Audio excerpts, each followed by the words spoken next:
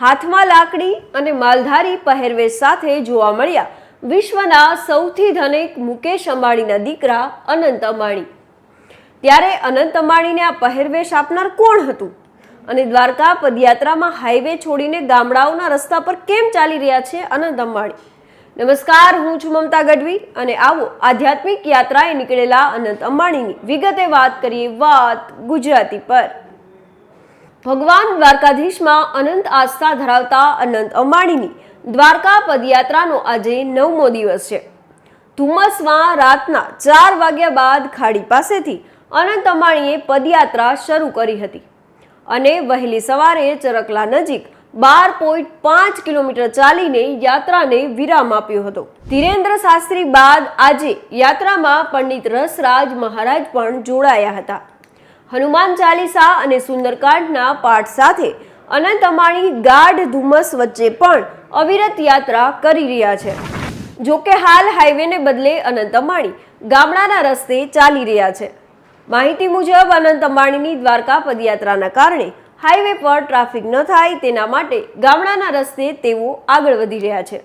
સાદગી સાથે જાણે અનંત અંબાણીનો નાતો હોય એમ કોઈ પણ ખચકાટ વગર રસ્તામાં મળતા દરેક લોકો સાથે અનંત અંબાણી પ્રેમથી વાતો કરતા અને વડીલોના આશીર્વાદ લેતા જોવા મળે છે।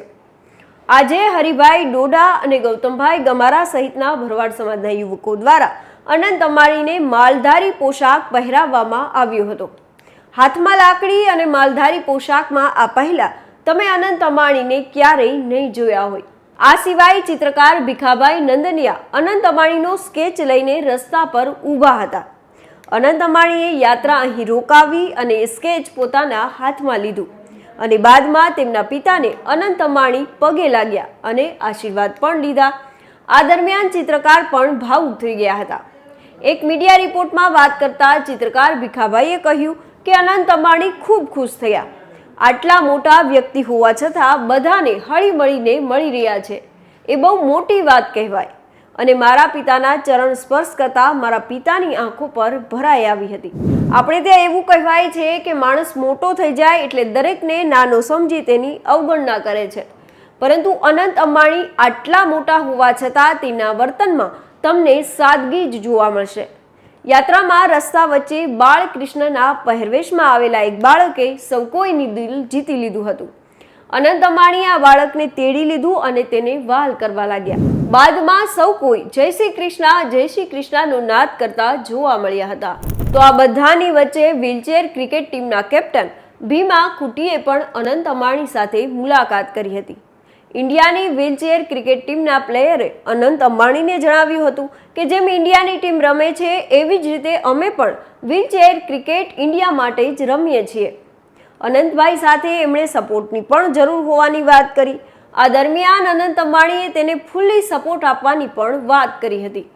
અનંત અંબાણીની આ પદયાત્રા એ ભગવાન દ્વારકાધીશ પ્રત્યેની શ્રદ્ધા અને ભક્તિનું પ્રતીક છે। પદયાત્રામાં જોડાયેલા ભક્તો અને અનુયાયીઓમાં ભારે ઉત્સાહ જોવા મળી રહ્યો છે।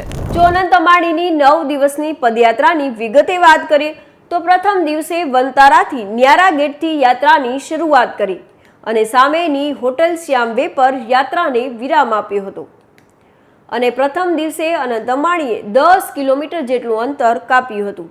તો બીજા દિવસે ખંભાળિયા નજીક આવેલા મામા સાહેબના મંદિર સુધી પહોંચી યાત્રાને વિરામ આપ્યો હતો। જોકે આ દિવસે અનંત અંબાણીએ 11 કિલોમીટર જેટલું અંતર કાપ્યું હતું। ત્રીજા દિવસે અનંત અંબાણી પોરબંદર તરફ જવાના રસ્તા સુધી ચાલીને યાત્રાને વિરામ આપ્યો, એટલે કે ત્રીજા દિવસે તેમણે 12 કિલોમીટર જેટલું અંતર કાપ્યું હતું।